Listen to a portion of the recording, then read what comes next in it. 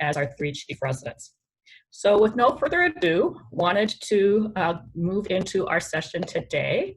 And we are really pleased to have Cherie Wilson here with us today.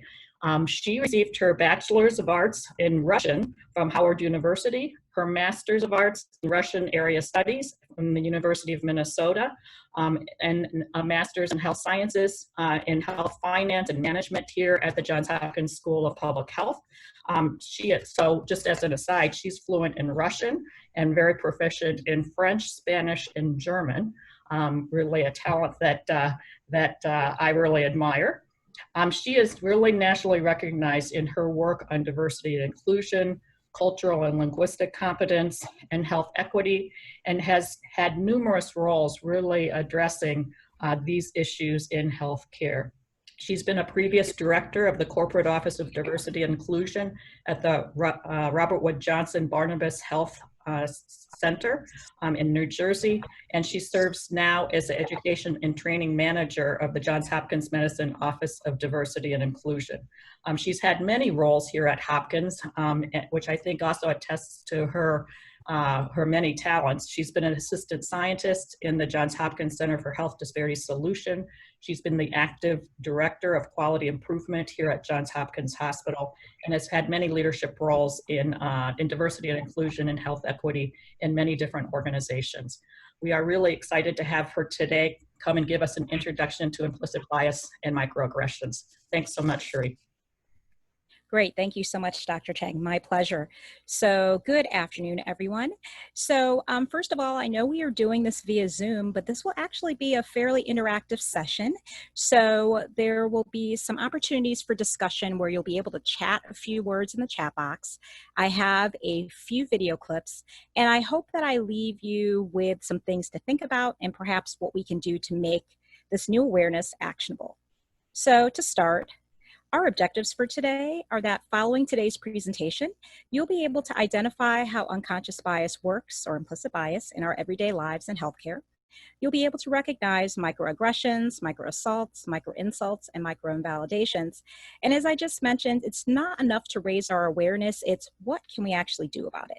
So towards the end of the presentation, you will learn some takeaway tips, some debiasing techniques, as well as some strategies for mitigating unconscious or implicit bias. And you will hear me use those terms interchangeably. They mean the same thing.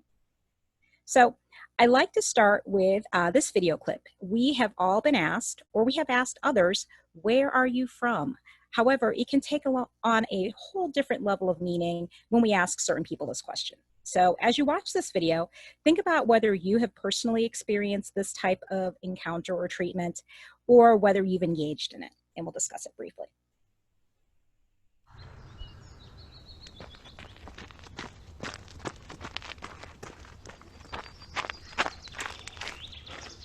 Hi there. Hi. Nice day, huh? Yeah, finally, right? Where are you from? Your English is perfect. San Diego. We speak English there.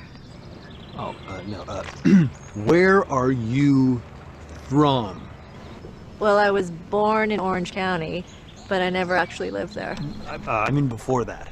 Before I was born. Yeah, like, where are your people from? Well, my great-grandma was from Seoul. Korean.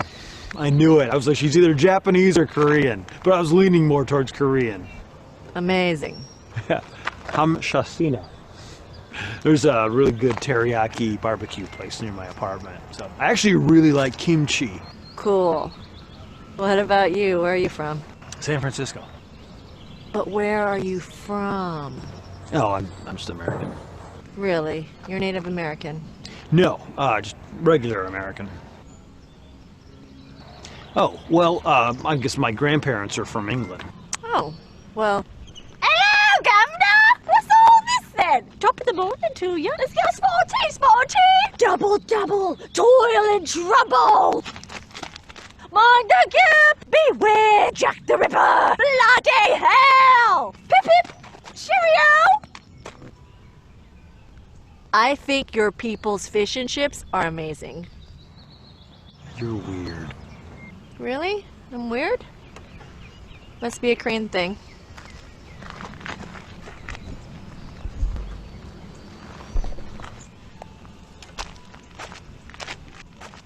So using the chat box, please feel free to type in whether or not you've ever experienced that or witnessed it. And what's interesting about this is I'm wondering, did anyone catch whose family has actually been in the country longer? I see a few people typing in. So she said, my great-grandmother was from Seoul. And thank you to those who are typing in. I appreciate that. And he said, my grandparents were from England. So here, he's walking up to her, assuming that, oh, she must be a recent immigrant, and wow, her English is fantastic, but yet her family's actually been in the United States longer. Thank you to everyone who's been chatting in the box. This is fantastic. So a number of people have personally experienced it, whereas other people have actually witnessed it. And yes, so what kind of message is this sending to people? It's basically saying, well, you're not from around here, or you're an other, or you're a foreigner in your own land. And like I said, we have all been asked this question, but when she answered, that should have been sufficient, but he kind of went all in on that, almost a 23andMe, Ancestry.com. No, I need to know your background. Where were you born? And notice when she flipped the tables on him and she asked where he was from, he didn't go there immediately. He's like, oh, I'm just from wherever. And when she was like, well, what about you? I'm just American. So what makes him more American than her? And so she probed more deeply. She asked, are you Native American? And he says he's regular American. What does that even mean? So keep this in mind as we go throughout today's session. I just really like to use it because I think it really sets the stage for the conversation. So when you hear the word bias, what comes to mind for you? And again, please feel free to chat in the chat box and I'll look at what's coming in.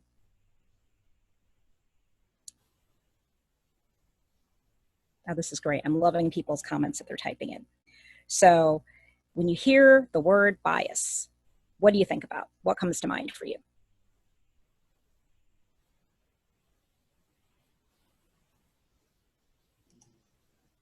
Skewed, non-objective assumptions.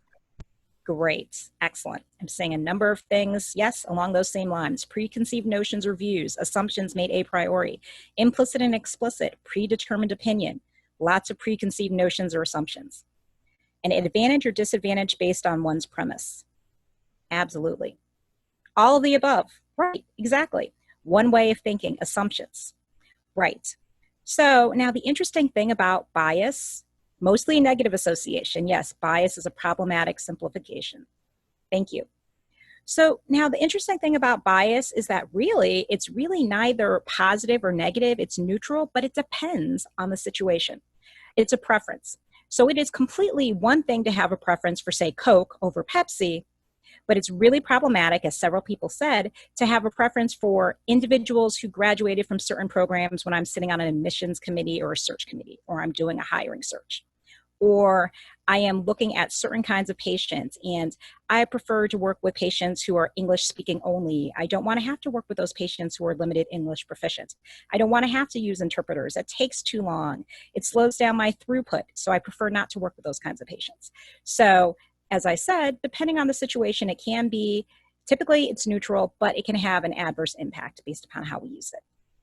So what is bias? Well, for one, it's that tendency or inclination where we jump to judgment without questioning it. In fact, it's really an automatic response, and it's that shortcut for how we navigate our world. I actually like to say we as humans operate on autopilot. This originates from that whole friend or foe, fight or flight.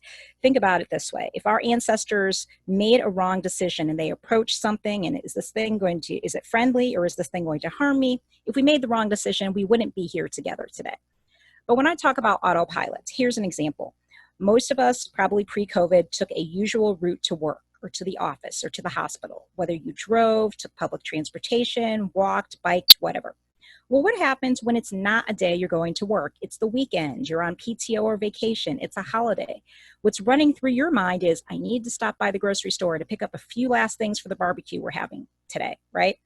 And you get in the car if you're driving and you think, I'm going to the grocery store. But what happens? You find yourself actually driving towards work. You're like, wait a minute, what happened there? I wasn't trying to go to work. Well, that autopilot portion of your brain took over, and that's where it started navigating you. Or how many people have had the experience of while you're driving or you're on public transportation, you're on the metro and you miss your stop because you were thinking of all these other things. But thankfully, you arrived safely and you said to yourself, I don't really remember how I got to my destination, because that autopilot portion of the brain was, I need to get this person from point A to point B safely. And you did without consciously thinking about it. So these are all things that we need to keep in mind. So then we've all heard about either implicit bias or unconscious bias. As I said, these terms are really used interchangeably. They are basically these mental associations we make, but they are without our awareness, our intention, or our control. Also, some other terms that are used for this are things such as inherent bias, intrinsic, internal. And so basically what they're referring to are biases that we are not aware of. But here's the interesting thing, is that they often conflict with how we present ourselves or our conscious attitudes, behaviors, or intentions. So I like to use this story as a little case study. So a person could be someone who every Saturday would be found volunteering in a soup kitchen, working with people who are homeless. And we all see this person as someone who's an advocate for people who are homeless. Their tribe are people who are homeless. That's their calling. Okay, but it's one of our colleagues. One day you see that colleague walking through the hospital or the clinic, and a person who looks a little bit dirty, disheveled, hair out of place, goes up to your colleague, asks for directions to their clinic appointment. Now, this colleague, who we all know is an advocate for people who are homeless, seems really hurried, very curt, and in fact, it is not a respectful encounter in the least. You're shocked. You pull your colleague aside later on that day and you say, so-and-so, what was going on in that encounter? And I can guarantee you the colleague didn't even think another thought about the encounter and just went about their day. And you point out, I thought you were an advocate for people who are homeless. I was just shocked. That was just not a very dignified and respectful encounter. That's totally not like you. And that person would likely get very defensive and again, point to the fact that, yes, I'm an advocate for people who are homeless. Every Saturday I'm out there on the front lines. But then once that person gets past the defensiveness and reflects upon it later, that person might say to themselves, I didn't realize I had some sort of unconscious bias towards people who happen to be homeless. So one thing that's important for all of us to keep in mind is, where do we get our mental associations from? And we're talking about our stereotypes, our judgments, our ideas about other people. And it's lots of places. It's our society as a whole. It's our families. It's our backgrounds. It's our inputs, exposures, our experiences. So actually, although I talked about unconscious bias, there are two types of bias. There's unconscious or implicit, and then there's conscious, stuff we're aware of, or explicit bias. I liken this to any of our isms. So racism, sexism, heterosexism, colorism, anti-Semitism, as well as things like homophobia, transphobia, xenophobia, fear of the other. Now, they can affect people based upon their ethnicity and race, but not solely just people from those groups. It can be any of those, as well as other things such as your age or your sexual orientation, your gender identity, your weight, any other characteristic. And frankly, every single one of us has experienced some kind of bias based upon personal characteristics that we hold, and we've also probably perpetuated bias against other people. So let me walk you through some examples of some types of bias. And as we go through this session and I describe different situations, think about what type of bias we're talking about. So conformity bias. This is where there is this need to fit in. So if everyone on your team is following some Netflix series and everyone's binge watching it, and everyone asks you, well, so-and-so, what do you think about this series? And you haven't watched it at all. You don't want to feel like the outsider. So you might say that, yeah, I watched it too, and I think it's a great show, when you frankly have never watched it at all. Affinity bias. This is where you see something that you have in common with someone and you latch onto that. And there's really nothing wrong with it until, and we'll see on the next slide, we use it to determine who gets hired, who gets certain treatments. So it might be, oh, wow, I see that we're wearing a t-shirt with the same sports team, or I'm looking at resumes and CVs and, oh, I went to the same college or university, or, oh, we have the same mentor, or we're even from the same hometown. Stereotype priming. This is where you're being reminded of a group stereotype, and as a result of that, from that point on, you really cannot process the rest of the information. A great example of this is that we've done studies with middle school students. We all know that women are not as well represented in the STEM fields, science, technology, engineering, math, as boys are and men are. So we did a test. What we did is we took top math students from a middle school, boys and girls. But before we administered a math test, we said, oh, well, we know girls aren't as good at math as boys. And you know what that did? Those girls who were top math students actually performed much worse than they normally would have because of that stereotype priming. We did this study again, and now instead of saying something negative, we actually said, oh no, we know girls are just as good at math, if not better than boys at math. And what happens? That completely switched the behavior, and those girls performed very highly, as they should have, because it was now a positive stereotype, not a negative one. Role incongruity. This is where there can be an assumption about a fit or lack of fit in someone's role in the workplace. So it could be you walk into a committee meeting and someone who's new to the committee doesn't realize that the young woman who happens to be the chair of the meeting is actually the chair. And instead, that person assumes that person is the admin assistant there to take minutes for the meeting and isn't very respectful. Reconstructing credentials. So think back to affinity bias. So I'm interviewing candidates, or I'm going through CVs and resumes for admission or just search committee, or we're searching for an executive, and I latch onto something I have in common with someone. And I interview that person. I really like that person, but guess what? They don't exactly have the credentials for that position. It might be 5 years and a master's, 5 years of experience and a master's degree required. This person only has a bachelor's degree and maybe 1 or 2 years of work experience. But because I really like that person, because we have something in common, I've got to try to reconstruct their credentials so I can hire them. Expectancy bias. This is where basically, due to stereotype threat, I think that someone's going to behave in a certain manner. So I go up to a Black man who is 6'7", and the first thing out of my mouth is, wow, I bet you were a fantastic basketball player. And that person says to me, you know what? One is, I don't play basketball, not my sport, but I'm a swimmer. And you'd be shocked because that's not what you expect. Competency bias.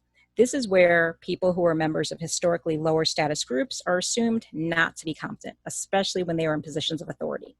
There was an interesting study that looked at Black male CEOs of Fortune 500 companies, which, by the way, there are not many of them. And what they found is, despite their credentials, their years of experience, their own senior leadership was undermining them because they felt they shouldn't be in that position of power. Here's an example. If you Google CEO, think of the images that come up. So if already our society is telling us that certain people shouldn't be in certain roles, then you can understand how people would question their competency. And then this last one, attribution bias, is kind of interesting.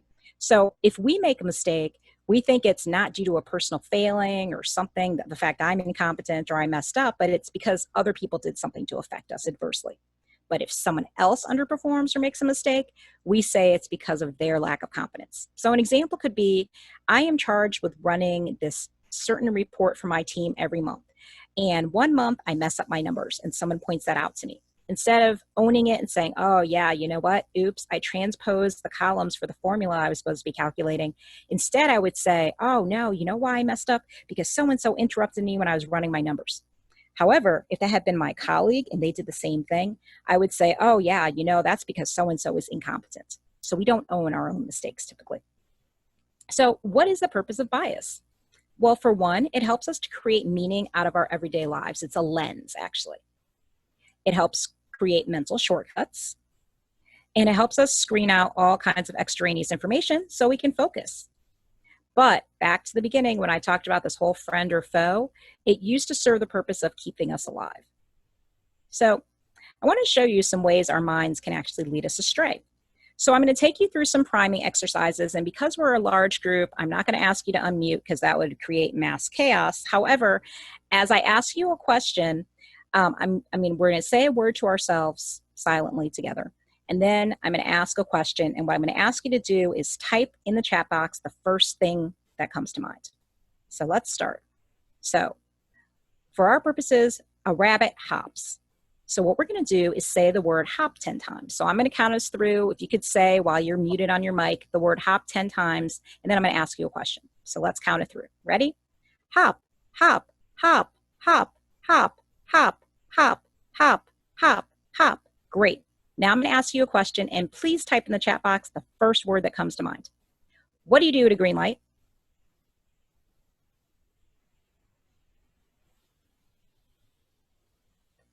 Okay, most people are saying go. I'm seeing some stop. Okay, so for all of you who typed go, was that really the first thing that came to mind, or did you think for a second? Let me see what the responses are. Okay. So I'm seeing some people saying that, yes, yes, okay. But what were the instructions? I said, what was the first thing that came to mind? So a couple people, yes, it was the first thing that came to mind. But for many people, it was stop came to mind first. Remember I talked about mental associations? I primed you to make an association between hop and stop. Even though we know that's a silly answer, but if you pause, as a number of people did, that is one of the ways we can mitigate our biases. So let's try this again. These are kind of fun. So we're going to say the word white 10 times together. So again, say white as I'm counting it through, and I'm going to ask you a question. And again, though, type in the chat box. Don't think about it. Just type in the chat box the first thing that comes to mind. So let's count it through. White, white, white, white, white, white, white, white, white, white. What does a cow drink?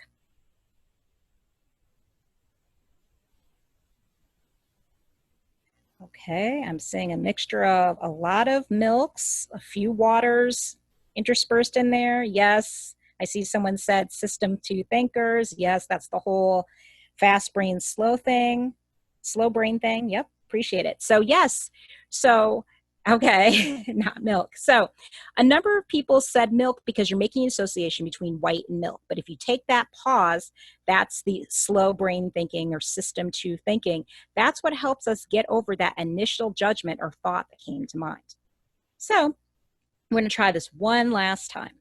We're going to say the word roast 10 times together. Okay, so ready? Let's go. Roast, roast, roast, roast, roast, roast, roast, roast, roast, roast. Okay, what do you put in a toaster? Let's see how this goes. Okay, so I see a lot of totes. I see we're about almost 50-50 bread. So of course, the answer is you do put bread in a toaster and it's toast that pops out. But can you see how we can be primed to make associations? So now what's interesting about this is, one, was anyone surprised? These are funny, but these have real life implications. Think about other examples of how being primed can impact the associations we make or even our thoughts and our behaviors. One way that a lot of priming takes place is in the marketing industry. Think about a time where you went to the grocery store and your intention was just to get a few items on your list. But because of the strategic placement of certain items, you're being primed to buy stuff that you probably didn't want to buy in the first place. Think about how commercials work on TV and how they're very effective with small children. How many people have seen commercials and the next thing you know, your child, your neighbor, oh, please buy me such and such. I saw it on TV. They hadn't heard of it before, but they were being primed to buy something that they didn't otherwise need. And this can have real life implications when we're talking about our patient populations. If I'm being primed that a person who is lower socioeconomic status dresses a certain way, then I may assume that that person who might not even be lower SES, I might think that person's uninsured or has poor insurance. And because of that priming, I may not offer them certain treatments or certain medications because I think that they may not be able to afford that. So, how does unconscious bias work in everyday life? Well, some of you may remember this video clip that went viral a few years ago. As you're watching this video clip, think about or try to figure out who is the woman in this video. Scandals happen all the time. The question is, how do democracies respond to those scandals? And what will it mean for the wider region? I think one of your children has just walked in. I mean, shifting sands in the region. Do you think relations with the North may change? I would be surprised if they do. Pardon me. That's right, carry on. My apologies. What's this going to mean for the region? My apologies.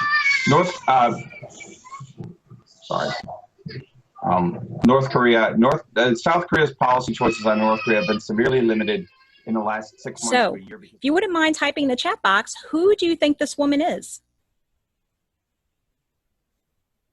Okay, I'm saying mom, wife, au pair, nanny. Kind of almost evenly split, but I do see more people saying wife or mom, some people saying nanny. So when this video initially came out, and I will tell you, even those of us who do this work, we make the same mistakes that everyone else does. On some of my diversity and inclusion listservs, what I saw was, oh my gosh, did you see that poor nanny? She looked terrified. She's going to be fired. Well, in actuality, the woman that many of us thought was the nanny was actually the wife. So this is Professor Robert Kelly, his wife, Juna Kim, and they're adorable little kids. The daughter is Marion, the little boy is James. Now, what's interesting is here I am, I do this work as well, and I made a mistake. My response was, did you look at the kids? That should have been the giveaway. But you can't always look at the children and the parents and figure out who belongs with one another. But from an unconscious bias or implicit bias perspective, think about if this had been a slightly different situation. So instead of a male professor, it's a female professor who has her big shot. She's on the BBC, she's being interviewed, and the same situation happens. Do you think we would have been as forgiving and, oh, you know, that's really funny, how cute, the kids stepped in, or will we have judged this person very harshly? I'm seeing someone say, nope, we would not have been as forgiving. Absolutely. What we see is we tend to be much harsher on women, especially women professionals. So it would have been, the assumption could have been, oh my goodness, she's so unprofessional, she can't control her kids, right?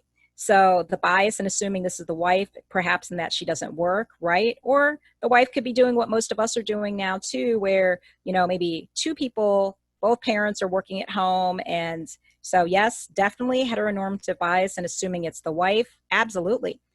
Here's another thing though, is that if it had been a female professor presenting, the assumption probably wouldn't have been that the person coming in would have been the wife. So there are just so many different ways this could have gone. And yes, oh, I love the comments that are coming in. This is great. So yes, perhaps if it had been a female professor presenting, instead of shooing the kids away, the female professor might have picked the kids up, kissed them, said goodbye, either let the husband take them out again, or what I've seen many women do is just plop the kids on their laps and keep going as if nothing happened. So it could have been a very, very different response. So I appreciate those comments coming in. So now what's interesting is you are working with families, you're working with children. What happens when you go into a patient room and you're not quite sure what the relationship with people is? So say, for example, in the top picture, you see two older adults bringing in children. And the assumption can be, oh, how nice, you brought in your grandchildren. And it turns out, well, actually, no, these aren't their grandchildren, these are their children. And so, oh my goodness, you know, you've set up some distrust there. Or perhaps you have two women with children or two men with children. And the assumption might be, wait, you know, who's the mom? Who's the dad? Wait, these are your children? What's going on? So I'm going to date myself a little bit, but I will tell you, back in the 70s on Sesame Street, there was this little song about one of these things is not like the other. And we do this with people too. We try to figure out what people's relationships are. So if you saw this person and then this person, and then you saw all these people out together, what would you think? And you can feel free to type in the chat box.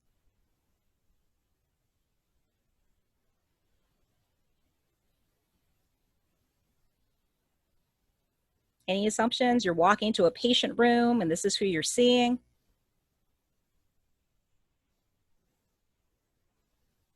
No idea. Okay, thank you. They're siblings. Okay. The children are siblings. Pictures are hard to see. Oh, okay. Sorry for that. Okay. Well, I'll take it a step further because it might be interesting. Remember, I had made the mistake of, oh, just look at the kids. That should be the giveaway. Well, then we add this person in the picture. There's this person and there's this person. This is my family. These are my kids with my parents, my husband as an infant, I as an infant, and us on a we wish we were on vacation somewhere. Now I can tell you that, again, remember I said one of these things is not like the other. What happens is that there are all kinds of assumptions made. When my kids are biracial, I happen to be Black, my husband's white. When my kids are out with my husband, there's no assumption that my kids are biracial. However, when they're out with me, many times over the years, I have heard, and I'm sure some of you have experienced this exact same thing, I've been mistaken as the nanny. I've had people say, oh, what beautiful kids. Are they yours? Yes, someone mentioned a blended family. Definitely. In this age of many blended families, you just simply don't know. So we just need to be aware when we're asking questions so that we're not setting up our patients and their families to perhaps wonder if we have their best interests at heart. Remember when I said that our inputs and our exposures come from a variety of places, including society? Well, media is another thing too. So here we are prepping for a tropical storm, and this is very timely, but for me, it's hard to believe that Hurricane Katrina was almost 15 years ago, later this month. So some of you might even recall seeing some media images like this. What we have on the left is a young man walks through chest-deep floodwater after looting a grocery store. Whereas on the right side, we have two people in the water, and they're described as two residents wade through chest-deep water after finding bread and soda. When you see images like this, think about how this becomes stereotype priming, perpetuating stereotypes about who's more likely to engage in criminality. And we'll take it a step further on the bottom. There's what almost looks like, say, a 7-Eleven, some sort of convenience store, and we see described as one person looks through their shopping bag, this is the person on the left, another jumps through a broken window while leaving a convenience store. So being that all the stores were closed at that point, no one was actually going to be able to pay for their items. And yes, so I love it, what's coming through the chat box. Thank you. So I think it's Loretta who said, and I remember this because we had South Pacific as a musical when I was in high school. In the 1949 musical South Pacific, there is a song, it's fantastic, called You've Got to Be Carefully Taught. And it's a commentary regarding relationships between different races and ethnic groups. So if you go on YouTube or you Google it, you'll see the lyrics and you actually might see a performance of that song. And it's pretty much saying that even if we're not explicitly taught, say by our parents, our society teaches us about relationships with different groups of people, their standing in society, who's valued more than others. So thank you for sharing that. So unconscious bias works in everyday life also in hiring. I'm going to run through these very quickly, but names. So the Chicago Resume Study was looking at are Lakeisha and Jamal as employable as Emily and Brennan. So what the study found is if you had a Black sounding name, despite having identical credentials, education, experience on a resume, people with Black sounding names were less likely to be called for an interview. The Canadian Resume Study did a similar thing, but it found that people who had Indian, Pakistani, or Chinese last names were less likely to be called for interviews despite, again, identical credentials, experiences, education, all of it. Company culture or team culture. Has anyone ever heard someone make that statement? Oh, we didn't hire or admit or do whatever with this person because I didn't think they were. Okay. Hold on one second. I wanted to just take off this one setting here. Okay. So the slides aren't coming up blurry on my end, but I just took off the setting, optimize video clips. Is that better? That's better. Okay. All right. So what I'll do is I'll just have to put that setting back on when I do the video clips. Okay. Thank you so much. Thanks for pointing that out. So let me go back a slide. Sorry about that. Sorry, I'm just trying to move up one slide. Okay, there we go. Sorry about that. So has anyone ever heard the statement, yeah, we didn't hire that person because they weren't a good fit? So when I hear people say that, yes, a number of people are saying yes. Has anyone ever questioned people by what they meant? Meaning, you know, what do you mean? I will tell you, I've been a hiring manager numerous times. I do not want mini clones of Cherie Wilson. I know I have my skill set, my experiences. I need people with a diversity of experiences, a diversity of thoughts, a diversity of perspectives. So oftentimes when people say that person wouldn't be a good fit, they're thinking that, well, that person's not going to fit in with the people who are already here without thinking that we need to broaden that network of who we're bringing in. Age. From an HR perspective, age discrimination starts at age 40. But what we've noticed is that it more so adversely affects women, even more so than men. Applicant pool composition. When women are only 25% of the applicant pool, they are typically not hired because the assumption is they are not competent because so few women apply. Social media biases. And it's not what we tell our kids, our tweens and teens about posting inappropriate pictures. It's totally not about that at all. What it's about is those questions that I can't ask you in an interview. Sorry.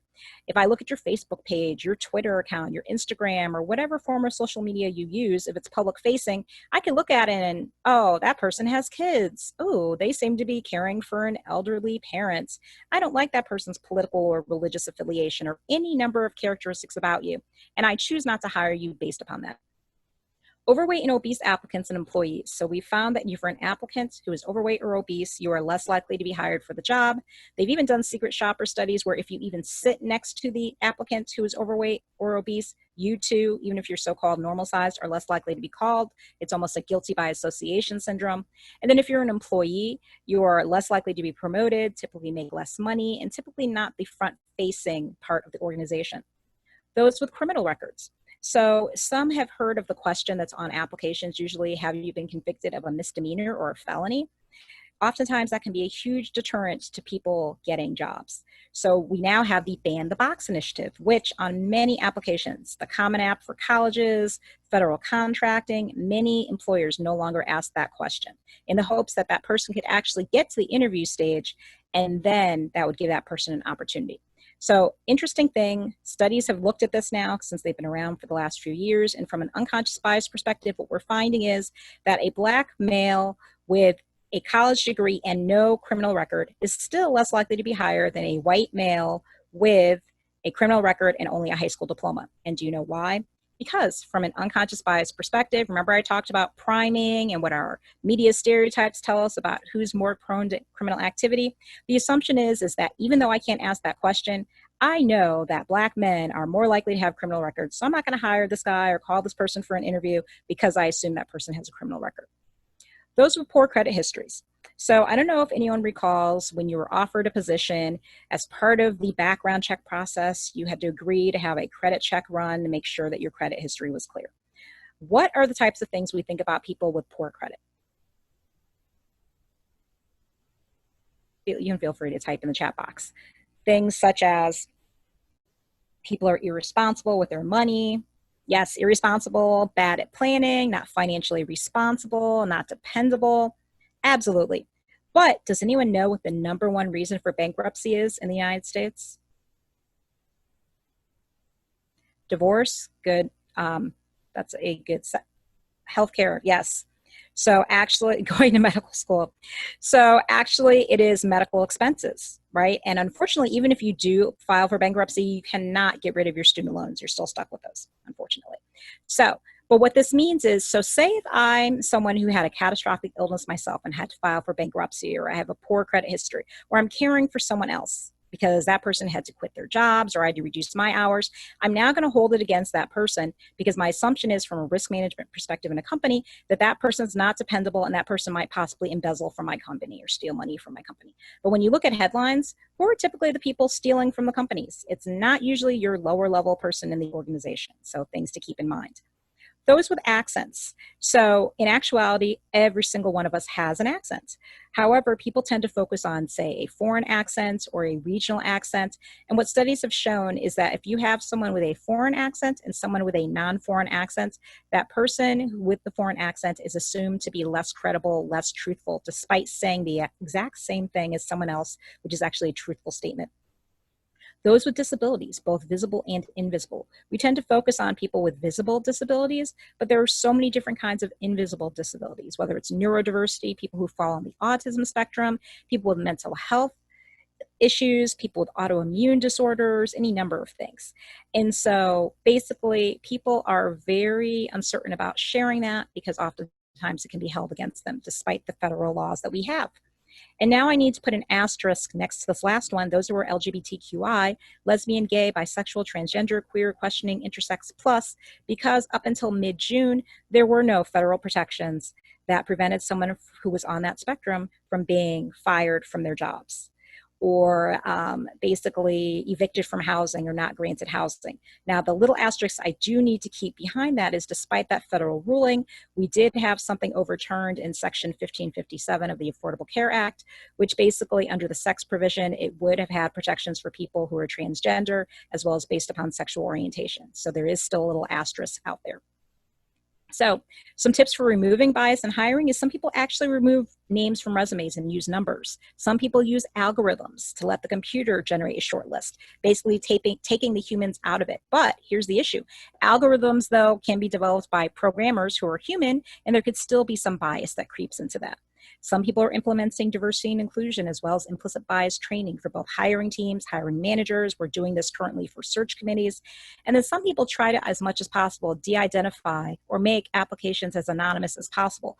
But the interesting thing is even activities that you list on your resume or CV. So you're part of a professional organization. Like I, for example, used to be a member of GLAMA. The acronym at one point stood for the Gay and Lesbian Medical Association. Now it's Healthcare Professionals for LGBT Health Equality.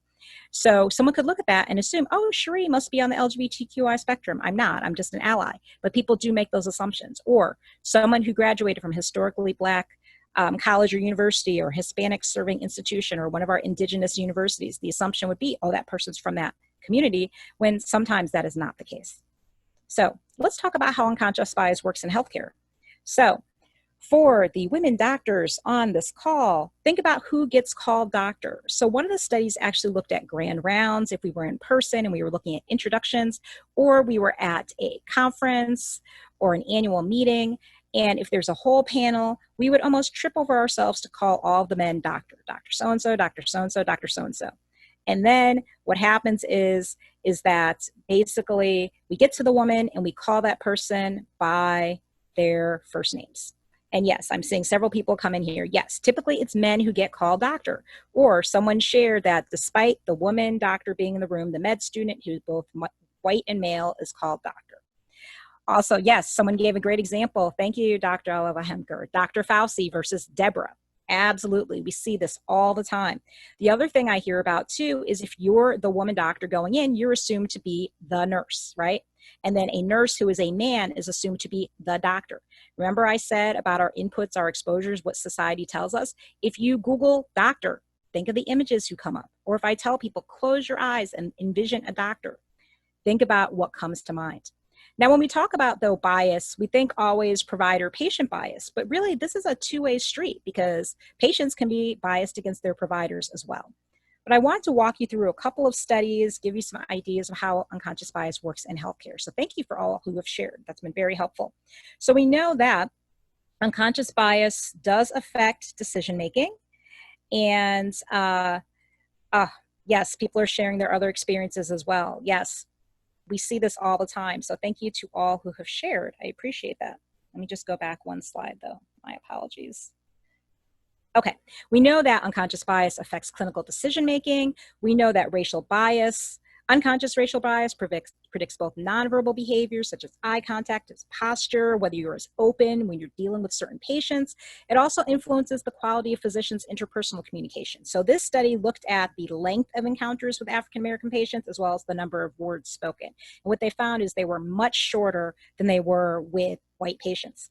And they really do influence whether patients trust us, both their trust and perceptions of their physicians. So if we think as patients that our healthcare team doesn't have our best interests at heart, how likely are we to, I was prescribed a new medication, so I'm going to take that, or I have to go get my labs drawn every week, or I'm supposed to follow through on this treatment. Am I going to do that? Probably not if I don't have confidence in my team because I don't think they have my best interests at heart. And then when I return for that follow-up visit and I haven't done that, what's going to happen? I'll most likely be labeled a non-compliant patient without understanding why. Additional studies, remember I talked about applicants and employees who were overweight or obese.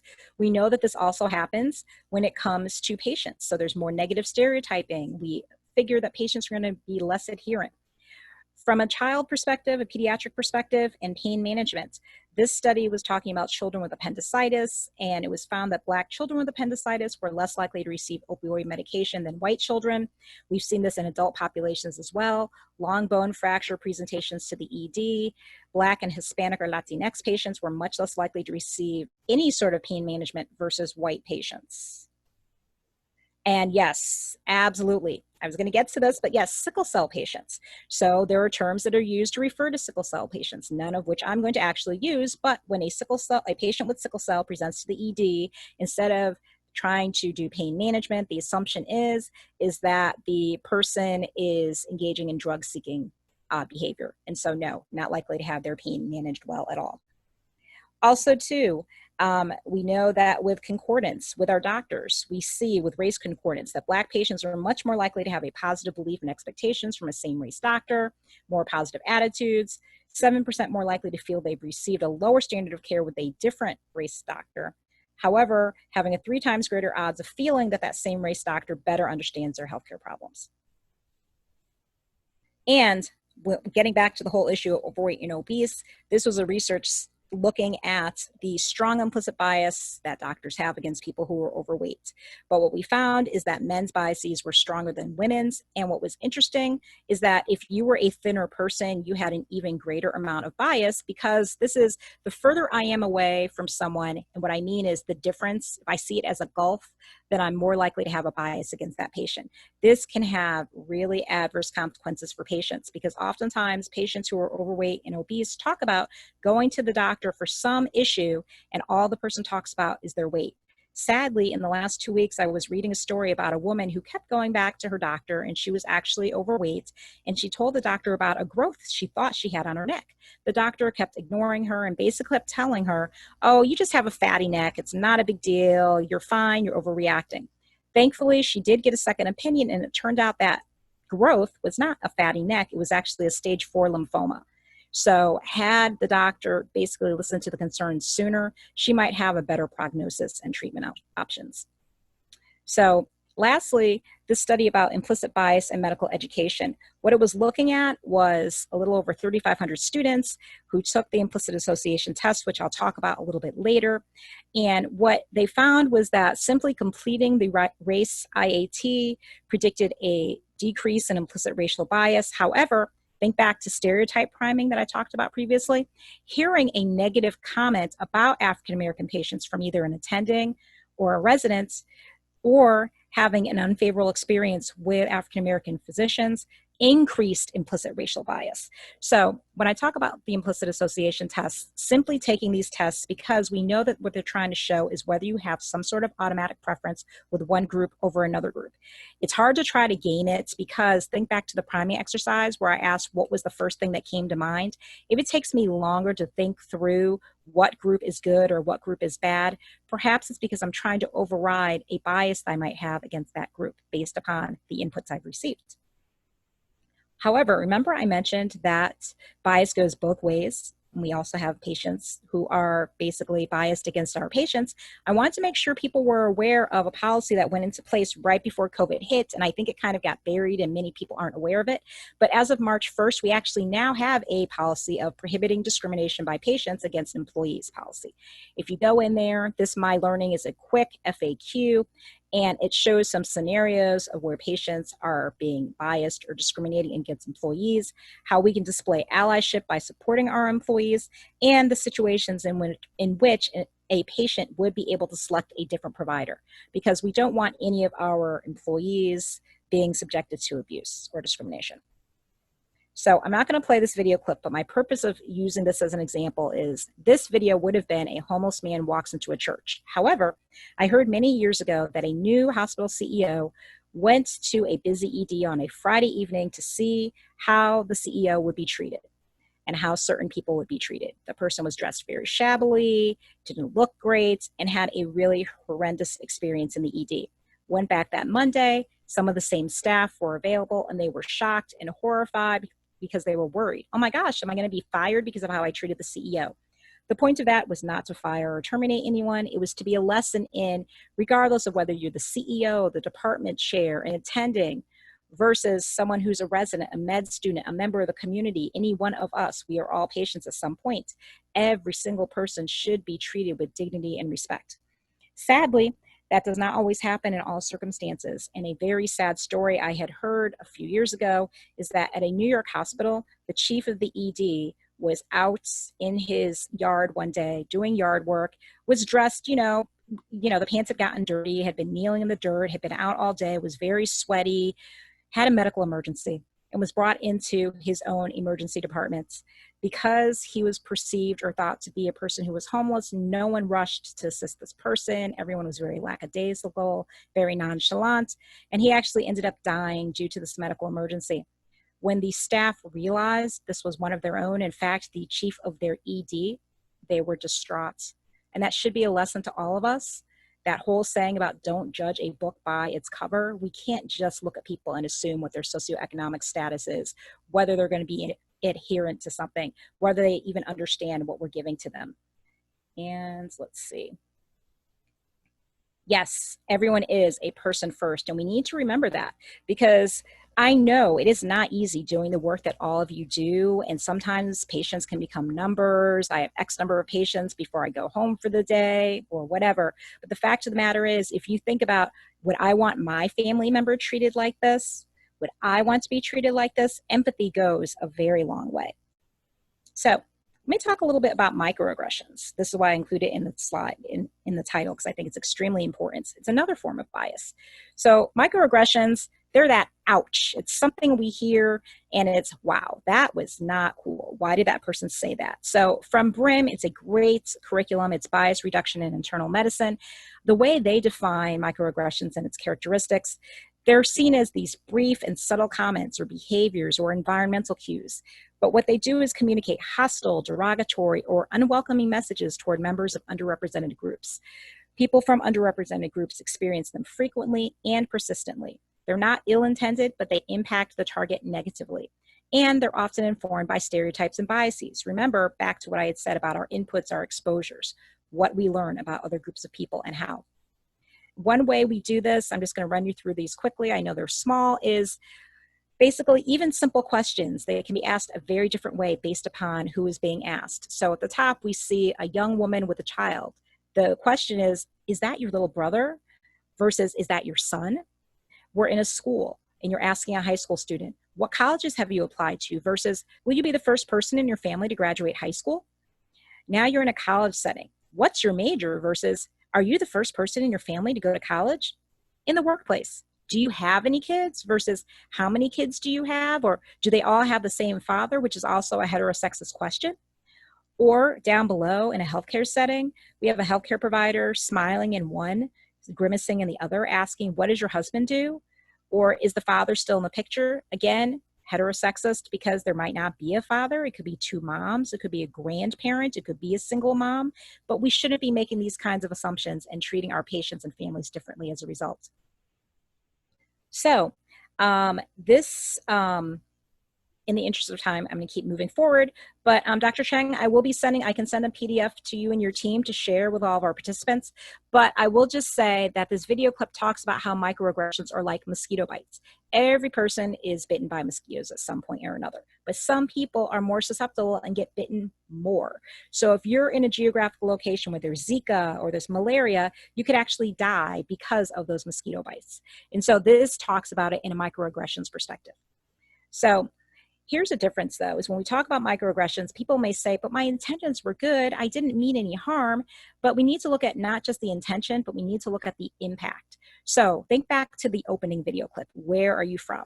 Okay, where are you from on the surface is innocuous. But if you go into where are you really from, or the 23andMe Ancestry.com, or where were you born, or you speak good English, that's implying to someone you're not an American, you're not from around here, you're an other, you're a foreigner in your own land. Saying things such as, there's only one race, the human race, or when I look at you, I don't see color. That is basically denying a person of color's racial or ethnic experiences, and it's denying an important aspect of who that person is. So it is not bad to notice one's skin tone or one's skin color. We know that children from an early age recognize differences in skin tone. That's not bad. It's what you do with that information. So if you get a chance, Google or go on YouTube and look up the Dahl test. These were tests that were conducted in the 1940s and 50s by a husband and wife psychology team of Dr. Kenneth and Mamie Clark. And they were Black psychologists who took a white doll, and for a black doll, they didn't really have any black dolls. So they had to take a white doll and paint it brown. And they asked preschool age children which doll they preferred. And overwhelmingly, everyone preferred the white doll. But then they took it a step further and asked people, well, describe the white doll. The white doll was described as pretty and smart and all of these positive attributes, whereas the brown doll was described as ugly and stupid and a plethora of negative attributes.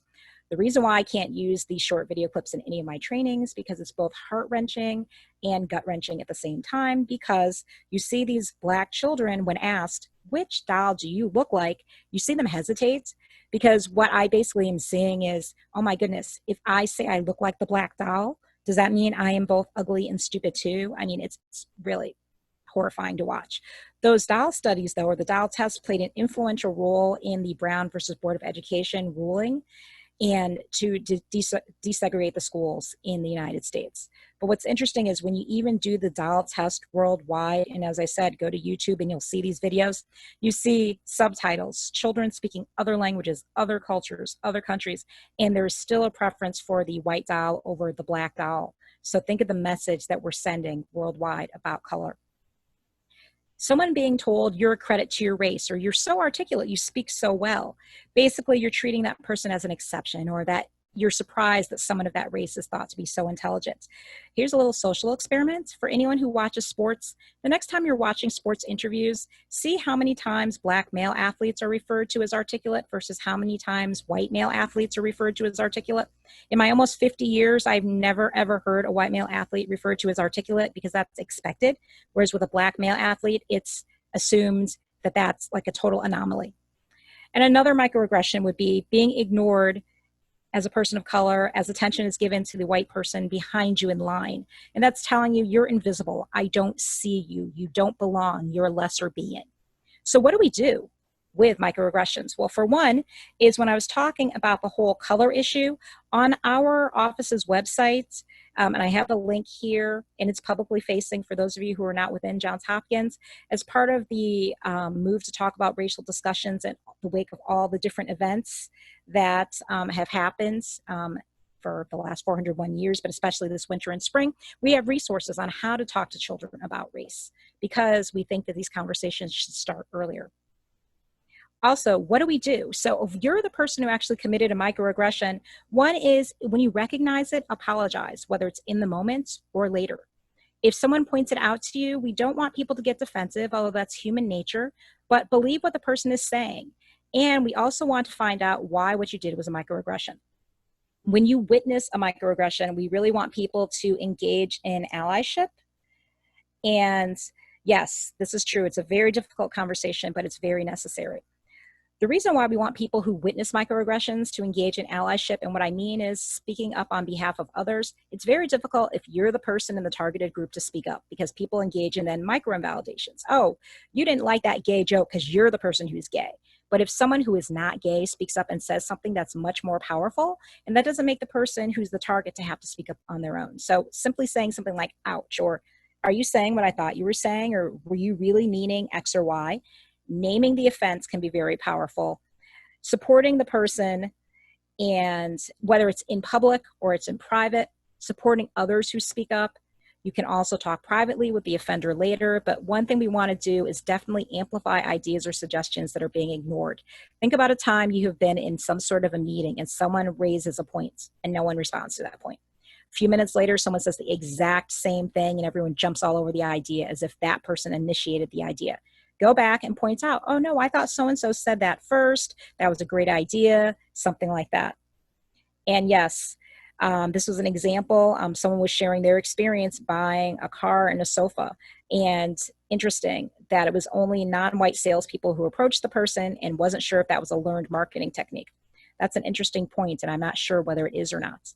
But the reason why allyship is so important too is think about power differentials. If I'm the resident experiencing, or I'm the med student experiencing a microaggression from someone who's my superior in attending, a department chair, someone who's just above me in the food chain, I'm not going to be able to speak up about it because I might need that person for a recommendation or a performance evaluation. So it behooves those of us who are in power to speak up on that person's behalf.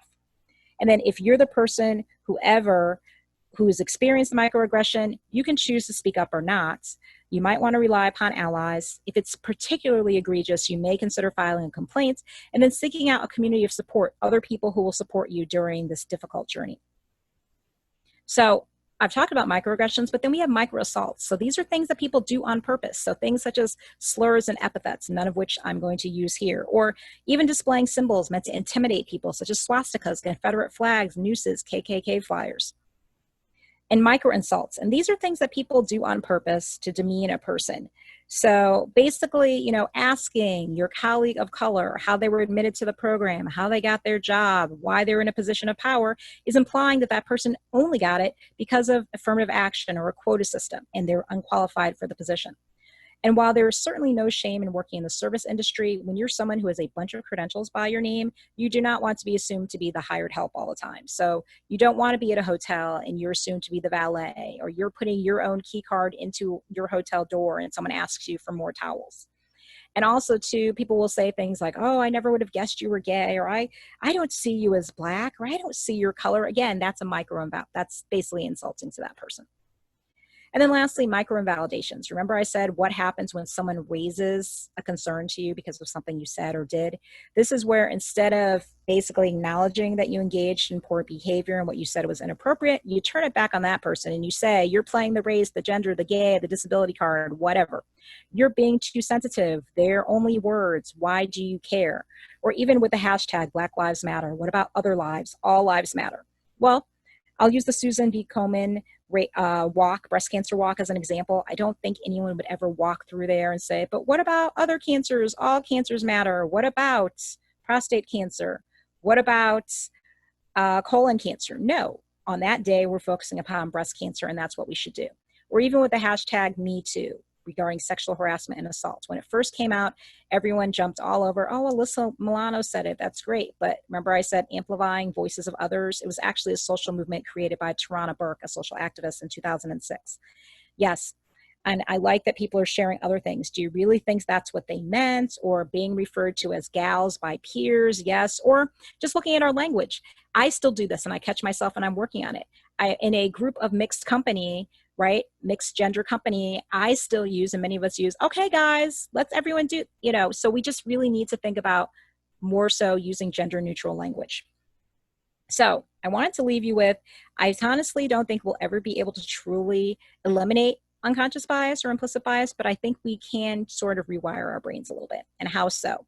So I mentioned the implicit association test.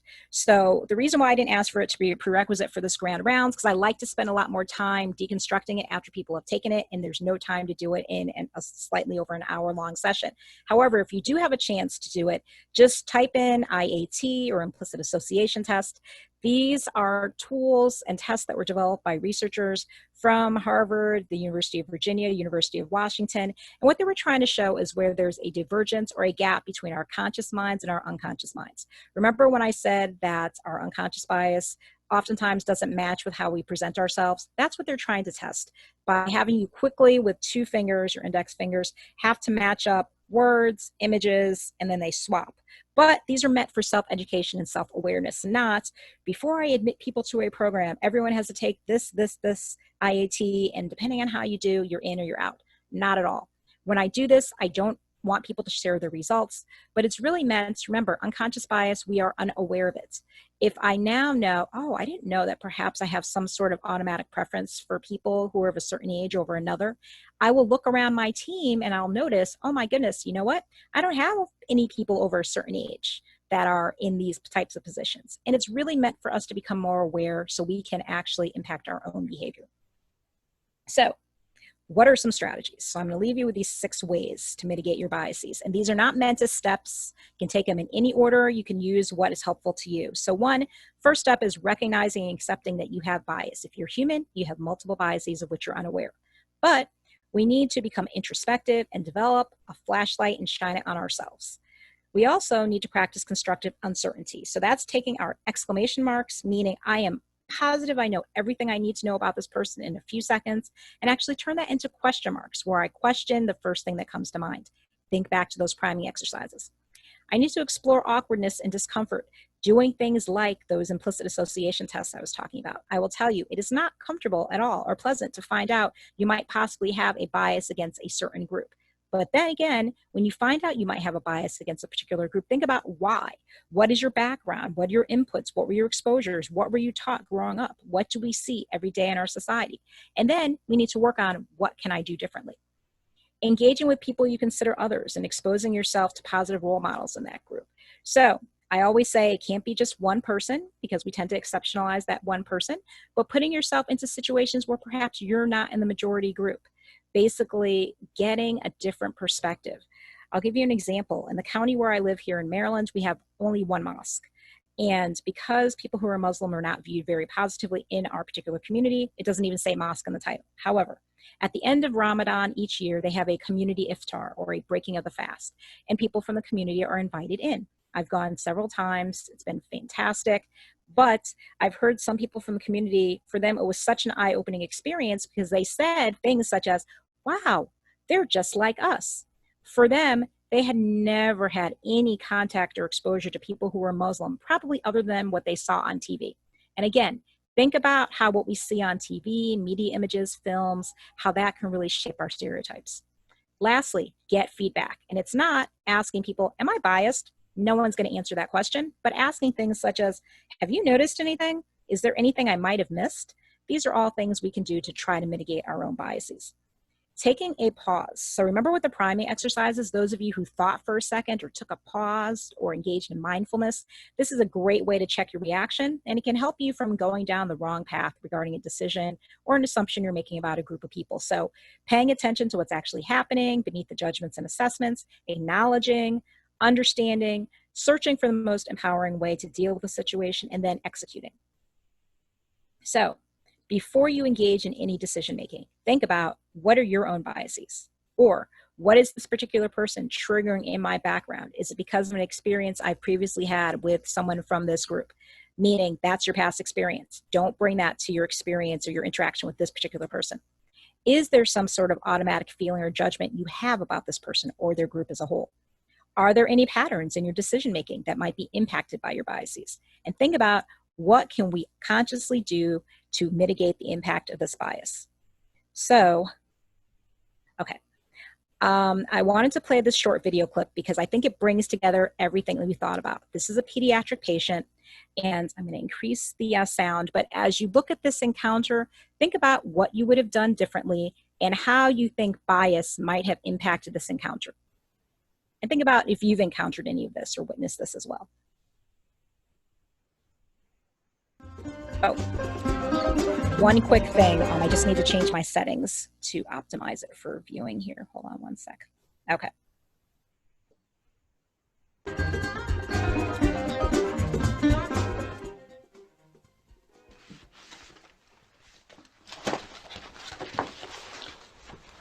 Mrs. Ivy. She's been to the emergency room 3 times in the past month. Why can't these parents just learn to give their kids the medicine like they're supposed to? I don't envy Mrs. Ivy. She cleans houses for a living. And on a meager salary, she can't afford daycare for her daughter, so she brings her to work. As if having asthma wasn't enough. The poor girl has to tolerate dust, dirt, and all manner of cleaning chemicals on a daily basis.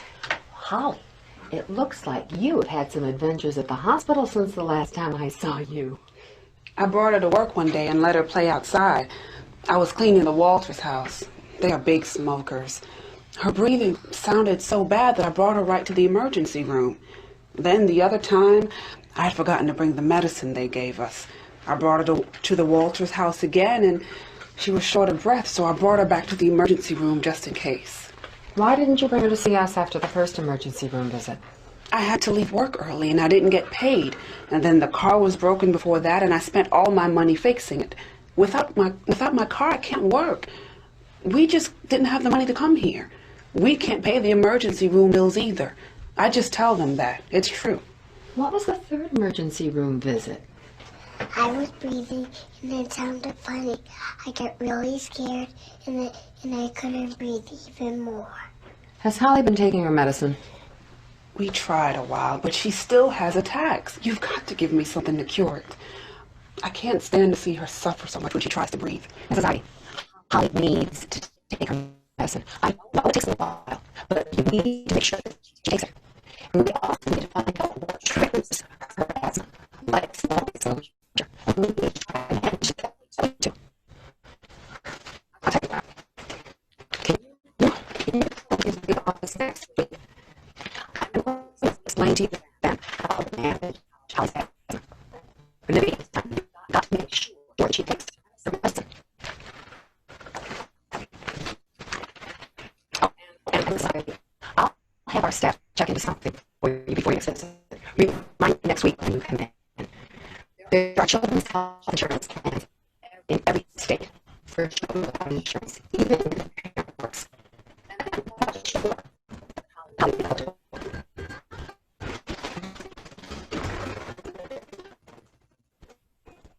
So remember, we've all been patients. Is this the kind of encounter we would wish for ourselves? There was an issue with the video. Okay, did it play at all? Let's see. Just saying comments come through. We could see it visually, just could not hear. See, oh, you couldn't. Or it's choppy. Okay, gotcha. Okay. It played well until it got to the point where the physician was sort of lecturing the mom, and I was lecturing her in a not nice way, but that was choppy. Okay, but you caught that she was lecturing the mom in a not nice way, right? Okay, so with that, so what biases did you see that the healthcare provider brought to that encounter? And thank you for that feedback. I appreciate that.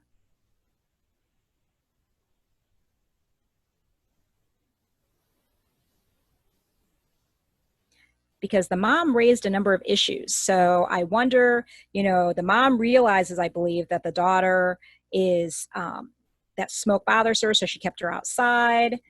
Yes, assumption of poor parenting. She assumed that the caregiver wasn't giving the medications, but it sounds like she was, but it wasn't working. A bias that they were not appropriately using the ED. Exactly. So there were a couple of things that the provider could have done too. When the mom said, look, I tried to give him the medicine, but it wasn't working, lack of understanding in the mother's situation. So how about doing a teach back? You know, how are you actually giving Holly the inhaler? There might have been a maintenance inhaler versus a rescue inhaler. There could have been a possibility of a social work referral, not understanding the mother's situation. So for example, the mom just said, I can't take time off from work. And what does she say at the end? Oh, when you come back next week, it's like, no, no, no. Why can't you teach her how to manage her asthma now? Because guess what? People do die from asthma, and that could possibly happen to Holly. Again, here in my county, almost 10 years ago, maybe it's over 10 years ago, our superintendent of schools, a white woman in her late 50s, died in the winter due to an asthma attack. We don't want to see this happen to Holly or anyone else. So yes, a social work referral, the assumption the mom didn't have insurance, all kinds of things that possibly could have been taken care of that day, hopefully. So please, please keep these kinds of things in mind, because when our biases come into play, these are the kinds of outcomes and situations that we'll see. So I just wanted to close with key takeaways. Remember, bias comes from our original friend from foe. And as I said, if you're a human being, we all have biases of which we're unaware. But it's really that lens that we use to view the world. It's shaped by our backgrounds, our experiences, our inputs, our exposures, and it shows how we see the world. The writer Anais Nin said, we see the world as we are, not as it is. Being busy and distracted makes us actually rely upon our past experiences more so than actually our conscious thoughts. In fact, studies have shown being rushed and busy can reduce our it can reduce our IQs by 20 points. And yes, someone also mentioned too the assumption that the child is always exposed to dirt and filth. So again, another preconceived notion. And then lastly, because we are individuals, we bring our individual biases into our own teams, our units, our departments, our organizations. So when we see bias, we need to first see it, slow it down, pause it so we can make more objective decisions. And so to leave you with closing statements, if you wouldn't mind typing in the chat box, what is something that you either learned or appreciated today? And I'll just read off a few of them.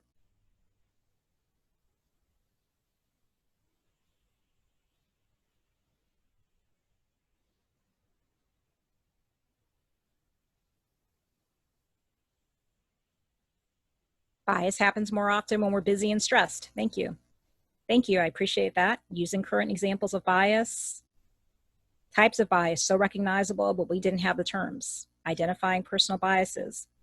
Conscious, unconscious is malleable. The terms of microassault and microaggression. Thank you so much.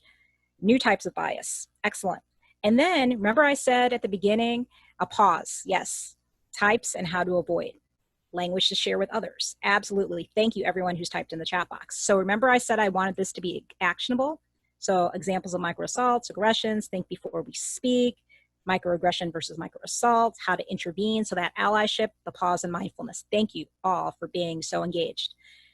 And then the importance of being the role of the bystander, that allyship we were talking about. So think about one thing you will take on. So not just, I want to become more aware of my unconscious biases, but really, what is the hard work I'm going to do to work on myself? So I'm still going to have my unconscious biases, but when I become aware of them, what am I actually going to do about them? So if you wouldn't mind just typing a few things in the chat box, I'd appreciate it. Pause. Yes, that's a great one. Address bias in real time for yourself and others. Thank you. Name it. Absolutely. If we can't name it, we can't address it.